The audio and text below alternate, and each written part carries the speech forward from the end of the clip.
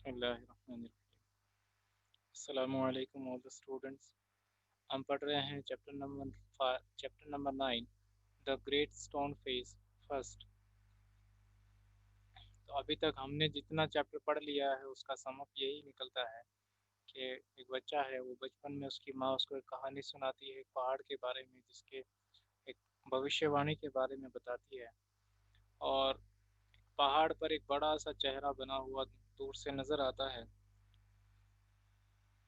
और ये कहानी यहाँ तक पहुँचती है कि उनके गांव में एक आदमी आता है जिसका नाम होता है mister gather gold.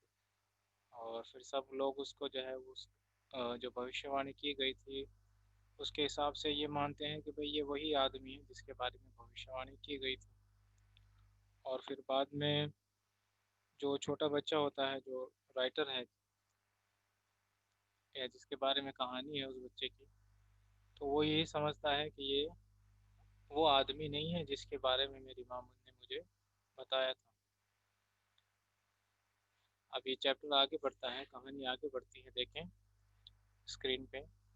Bye this time poor mister Gathergold was dead and buried.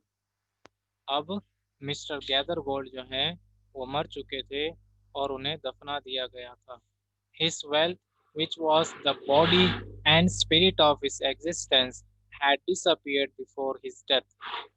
और जब उनकी मौत हुई तो उनकी वेल्थ यानी जितना भी धन था उनके पास, which was the body and spirit of his existence, यानी कि जिसके ऊपर वो जिंदा थे, यानी वो इतने अमीर थे जिसके ऊपर वो जिसका इस्तेमाल यानी अपने धन का पैसे का इस्तेमाल करके वो जिंदा थे, लेकिन अब वो सब कुछ गायब हो चुका है। उनकी मौत से पहले ही उनके सारे पैसे वगैरह सब कुछ जा चुके थे। Since the melting away of his gold, it had been generally agreed that there was no great likeness after all between the ruined merchant and the majestic face upon the mountain. और अब जैसे जैसे उनका धन खत्म हो रहा था, यानी कि धीरे धीरे करके उनके पैसे सब खत्म हो रहे थे, और पहले बहुत अमीर आदमी से अब वो एक बिल्कुल बगैर पैसे वाले आदमी यानी बिल्कुल गरीब आदमी बन गए थे अपनी मरने से पहले ही। और बाद में लोगों को भी ये लगने लगा कि हाँ, ये वो आदमी नहीं है। वो इस बात को नहीं यानी कि वो इस ये बात भी करने लगे वो लोग कि इनका चेहरा जो है उस पहाड़ के चेहरे से मिलता जुलता भी नहीं है। It so happened that another son of the valley had become a soldier many years before. और फिर एक और लड़के के बारे में पता चला, आदमी के बारे में, जो उन्हीं के गांव का रहने वाला था, कि वो सोल्जर बन गया, यानी एक फौजी बन गया कई साल पहले। After a great deal of hard fighting he was now a famous commander. अब वो उसने बहुत लड़ाइयाँ लड़ी और वो बहुत मशहूर कमांडर बना हुआ है अभी। He was known on the battle field by the name of blood and thunder. और अब जब वो लड़ाई के मैदान में जाते थे दुश्मनों से लड़ने के लिए, तो उनका नाम जो है ना, उनका नाम रख दिया गया था खून और तूफान।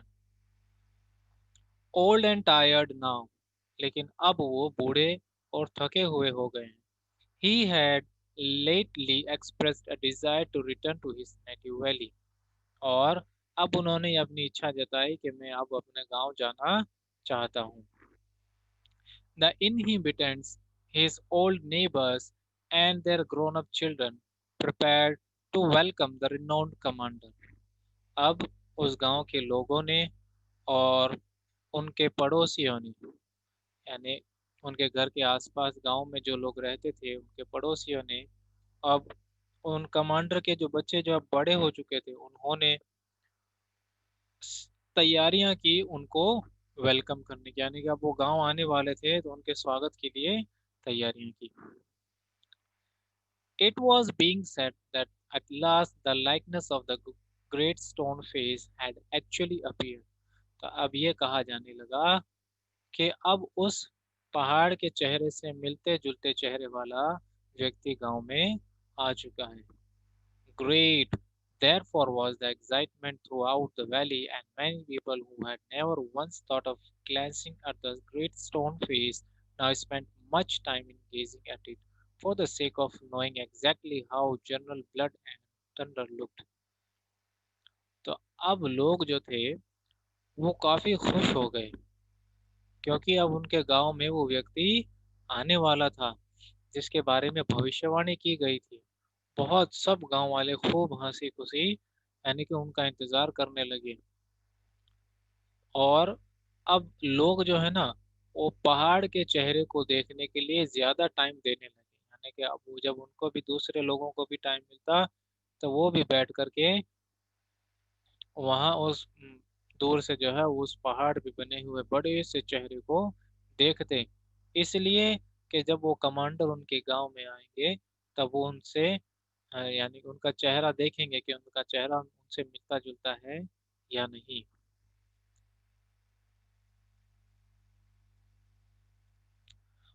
On the day of the general's arrival, Ernest and all the other people of the valley left their work। जब वो कमांडर गांव में आने वाले थे तो वो दिन आ चुका था। तो उस दिन जब वो कमांडर आए तो अर्नेस्ट और गांव के सब लोग अपने अपने काम छोड़ करके चले गए and proceeded to the spot where a great banquet had been prepared।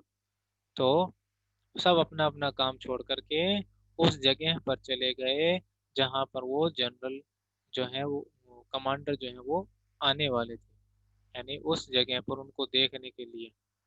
Soldiers stood on guard, और कई सारे फौजी उस कमांडर की सुरक्षा के लिए खड़े हुए थे।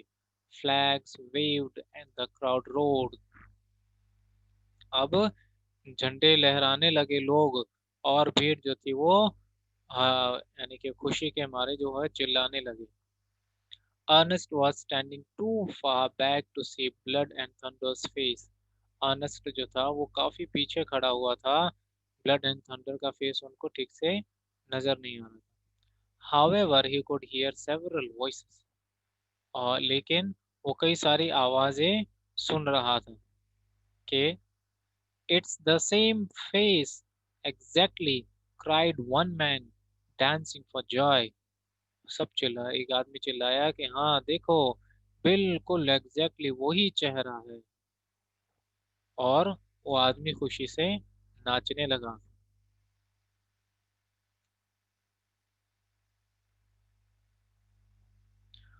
Wonderfully like it, that's a fact, replied another. दूसरा आदमी कहता हाँ बिल्कुल, ये बात बिल्कुल सही है। And why not, cried a third. और तीसरा आदमी बोला हाँ, होगा क्यों नहीं मिलता जुलता चेहरा। He is the greatest man of this or any other age beyond a doubt. ये एक बहुत ही महान व्यक्ति है, इस जैसा महान व्यक्ति कोई नहीं है। Ernest at last could see the general's face, and in the same glance to the side he could also see the great stone face। Anas जो है अब आगे आया, उसको थोड़ी जगह मिली और आकर के देखा कि एक नजर से तो वो उस कमांडर को देखता और एक नजर से उस पहाड़ के बने चेहरे को देखता, ने दोनों को उसने देखा। If there was such a likeness as the crowd proclaimed, Ernest could not recognize it। भीड़ जो थी वो सब लोग यही कह रहे थे कि हाँ ये वही चेहरा है, वही चेहरा है, वही चेहरा। लेकिन अर्नेस्ट को वो चेहरा उस आदमी में नजर नहीं आया। Fear not, Ernest, said his heart। Ernest के दिल ने उससे कहा कि घबराओ मत Ernest. As if the great stone face was whispering to him। उसको ऐसा लगा कि जैसे ये ग्रेट स्टोन फेस जो है ये उससे धीरे धीरे उसके कानों में आकर के फुसफुसा रहा है कि घबराओ नहीं, डरो नहीं। Fear not Ernest, he will come. डरो नहीं, घबराओ नहीं, वो आएगा। यानी कि ये जो व्यक्ति आया था ये इसका चेहरा जो है अभी भी ग्रेट स्टोन फेस से मिलता जुलता नहीं था। कंप्रहेंजन चेक करते हैं, true and false. Number one, the great stone face stood near where Ernest and his mother lived. Ernest और उसकी माँ जहाँ रहते थे तो ग्रेट स्टोन फेस वहीं पास में था। फॉल्स, बहुत दूर था। 2. One would clearly distinguish the features of the stone face only from a distance. अब किसी को अगर वो ग्रेट स्टोन फेस पहचानना होता तो उसको को वो जो है पहाड़ दूर से देखना पड़ता। ट्रू, दूर से देखने पर ही वो चेहरा नजर आता, पास से तो ऐसा लगता है जैसे ये पत्थरों के ढेर हैं। Number 3. Ernest loved his mother and helped her in her work. Ernest अपनी माँ से बहुत प्यार करता था और अपनी माँ के कामों में हाथ बटाता था। True. Number 4. Though not very rich, gather gold was a skillful merchant. Gather gold जो था वो हालांकि शुरू में तो बहुत अमीर नहीं था, लेकिन वो बहुत स्किलफुल मर्चेंट था, यानी कि उसके अंदर पैसे कमाने की बहुत ही कला थी। यानी वो किसी भी तरीके से जो है वो व्यापार यानी बेचना खरीदना कर लेता था चतुराई से। True. Number 5. Gather gold died in poverty and neglect. Gather gold जब मरा तो बिल्कुल गरीब हो चुका था और कोई उसका ख्याल भी नहीं करता था। True. Number 6. The great stone face seemed to suggest that Ernest should not fear the general. Ernest ने ये ग्रेट स्टोन फेस ने जो है अर्नेस्ट से ये कहा कि उसको जनरल से नहीं डरना चाहिए, यानी जो कमांडर था वो उससे नहीं डरना चाहिए। तो उसने तो ये बात ठीक नहीं है, फॉल्स होगा ये। अर- अर्नेस्ट के दिल में तो ये ख्याल आया था कि ये वो आदमी नहीं है। उससे कह रहा था घबराओ नहीं। घबराओ नहीं का मतलब वो उस आदमी के इंतजार में था, लेकिन वो आदमी अभी तक अनस को दिखाई नहीं दिया था, इसलिए उसको तसल्ली देने के लिए उसके अंदर ये सी बातें आ रही थी कि घबराओ नहीं। अब हम करेंगे क्वेश्चन एंड आंसर्स। देखें स्क्रीन पे आपको क्वेश्चन आंसर्स नजर आ रहे होंगे। Question number 1. What was the great stone face. जो ग्रेट स्टोन फेस है ये क्या था। The great stone face was a work of nature. ये कुदरत का एक कारनामा था। It was formed on the perpendicular side of a mountain by some gigantic rocks. और ये जो है एक परपेंडिकुलर यानी सीधे खड़ी से बिल्कुल दीवार जैसी साइड थी पहाड़ की एक, तो उसकी तरफ बड़े बड़े पत्थरों की वजह से ये बना हुआ था। These rocks were clustered together in such a position that when viewed from a certain distance they resembled the features of a human face।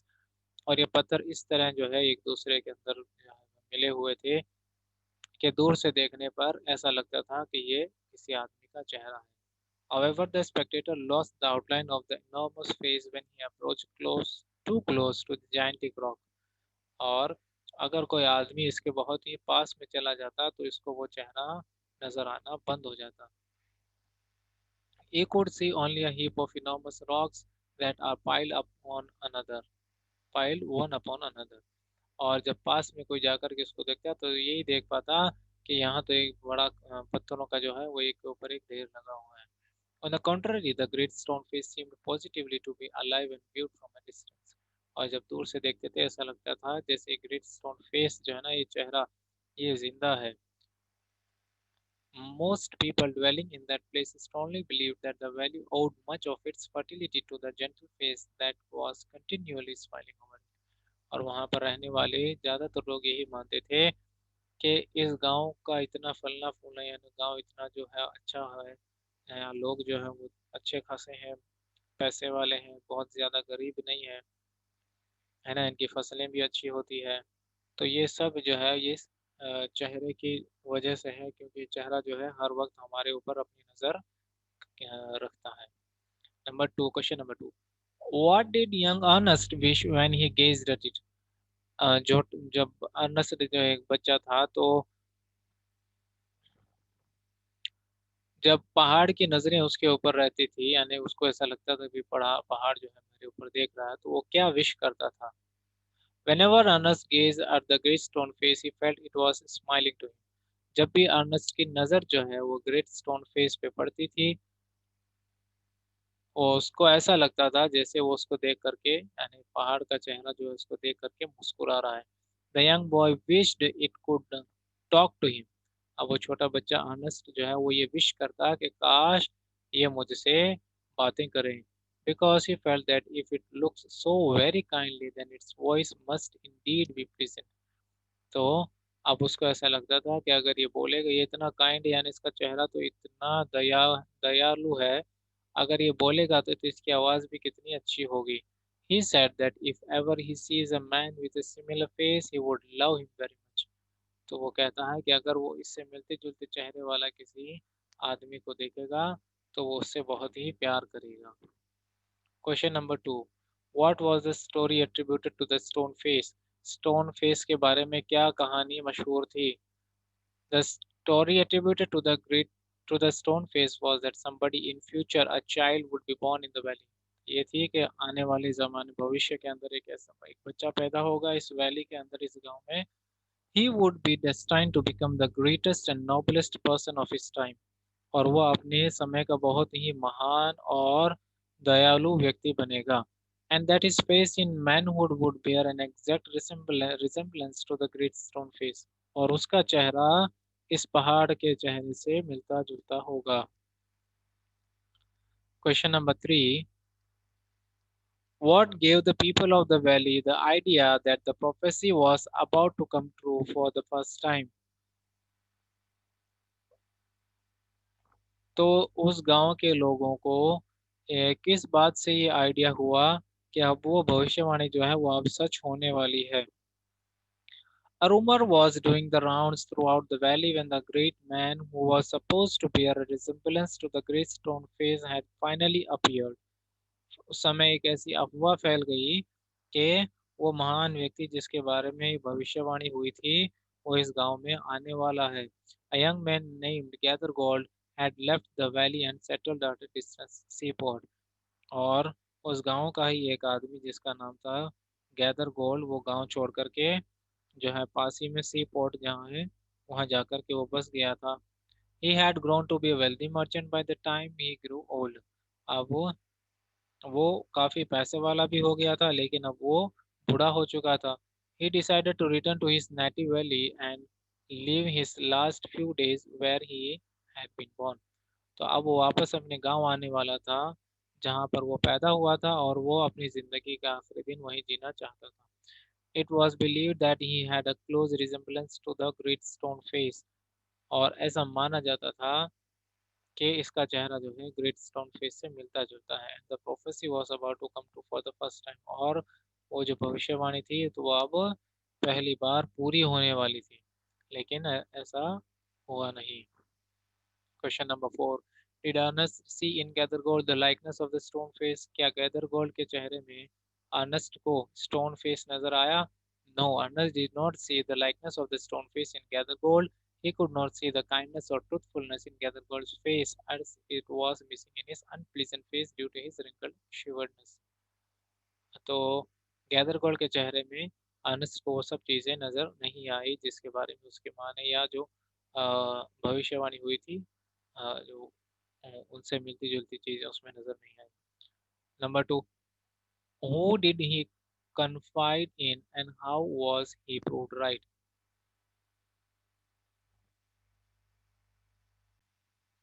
तो अर्नेस्ट ने जो है वो किसके ऊपर भरोसा भरोसा किया और वो भरोसा उसका सही हुआ. Ernest confided and poured out his heart to the great stone face that Gathergold did not have the likeness of the stone face at all.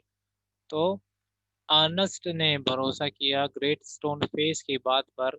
ये यानी कि जब वो ग्रेट स्टोन फेस की तरफ देखता था तो वो ग्रेट स्टोन फेस उसे बताता था या उसके दिल में ऐसी बात आती थी कि ये मुझसे ग्रेट स्टोन फेस मुझसे बात कर रहा है. और उस समय उसको पता चलता कि ये वो आदमी यानी गैदरगोल्ड वो आदमी नहीं है. By the time he died. और जब गैदरगोल्ड मर गया his wealth and money had disappeared when he died in poverty and neglect. तो अब वो गरीबी और नेग्लेक्ट यानी किसी ने उसकी परवाह नहीं की, वो गरीबी में मर गया. तब उसका जो भी पैसा वगैरह था वो सब तो गायब हो चुका था, वो तो है ही नहीं, अब किसके काम आएगा? तो ये महान व्यक्ति कैसे हुआ? इसलिए ये महान व्यक्ति नहीं हो सकता. Question number 5. What made people believe General Blood and Thunder was their man? तो ये किस बात से पता चला लोगों को कि जनरल ब्लड एंड थंडर जो है वही वो भविष्यवाणी वाला व्यक्ति है। General bread and thunder was another son of the valley who went to become a soldier and rose to the position of a famous commander. अब जनरल ब्लड एंड थंडर के बारे में ये कहा जाता है, ये उसी गांव का एक आदमी था जो फौजी बन गया था और बाद में आके जाकर के वो एक कमांडर भी बन गया। He desperately longed to return to his valley, और वो अपने गांव आने के लिए काफी उतावला भी था। The inhabitants, old neighbors and friends in the valley felt that he bore the likeness of the great stone face। तो अब उस गांव के रहने वाले, उस कमांडर के पड़ोसी और उसके दोस्त जो है वो ये मानने लगे कि हाँ इसका चेहरा जो है ग्रेट स्टोन फेस से मिलता जुलता है। This made people in the valley believe that General Blood Thunder was their man who would fulfill the prophecy। इसीलिए लोगों को ये लगने लगा कि नहीं, जनरल ब्लड थंडर जो है यही उनका वो भविष्यवाणी वाला आदमी है। Question number 2, Ernest compared the man's face with a stone face। What did he conclude? Ernest ने स्टोन फेस से जो है वो मिलान किया उस कमांडर के चेहरे को, तो उसने क्या निर्णय निकाला कि क्या मिलता जुलता है या नहीं। देखिए answer, when Ernest compared the man's face with a stone face he could not find any similarity between them। तो अर्नेस्ट को उस स्टोन फेस और उस कमांडर के चेहरे में कोई भी सिमिलैरिटी यानी एक जैसी यानी कि मिलता जुलता नहीं पाया। His heart assumed him that the General Blood and Thunder was not the right person for whom they were eagerly awaiting। तो उसको लगा कि उसके दिल ने कहा कि हाँ कि जनरल ब्लड एंड थंडर जो है ये वो आदमी नहीं है जिसके बारे में हम बात या जिसके बारे में हम इतने टाइम से सुनते आ रहे थे, ये वो आदमी नहीं है। From this, Ernest concluded that the greatest and noblest man of his time who would bear the resemblance of the great stone face was yet to come। तो अर्नेस्ट ने यह कंक्लूड किया यानी कि यह निर्णय निकाला कि अभी तक जो है वो ग्रेट और वो जो नोबल आदमी आने वाला है जिसका चेहरा ग्रेट स्टोन फेस से मिलता जुलता होगा, वो अभी आना बाकी है, अभी वो आया नहीं है। तो ये आपके क्वेश्चन आंसर्स कंप्लीट हो गए यहाँ पे। एक बार फिर से देख लें, क्वेश्चन नंबर 1 का फर्स्ट पार्ट है ये, क्वेश्चन नंबर 1 का ये सेकंड पार्ट यहाँ से यहाँ तक, फिर क्वेश्चन नंबर 2 यहाँ से यहाँ तक आंसर है, फिर आपका है क्वेश्चन नंबर 3 उसका आंसर यहाँ से यहाँ तक है, फिर क्वेश्चन नंबर 4 के आंसर्स हैं आपके फर्स्ट और सेकंड, फिर क्वेश्चन 5 के तो आंसर्स हैं आपके यहाँ से लेकर के यहाँ तक। आई होप आपको चैप्टर समझ में आया होगा, क्वेश्चन आंसर्स भी समझ में आए होंगे। तो पहले आप चैप्टर के वर्ड मीनिंग्स करेंगे जो इसमें लिखे हुए हैं जी, साइड में देखेंगे वर्ड मीनिंग्स लिखे हुए हैं, पहले वर्ड मीनिंग्स लिखेंगे, उसके बाद में इसके क्वेश्चन आंसर्स करेंगे जो अभी हमने स्क्रीन पे देखे थे। अगर आपको कोई डाउट है तो आप मुझसे पूछ सकते हैं। तो आज की क्लास यहीं एंड करते हैं। अस्सलाम वालेकुम।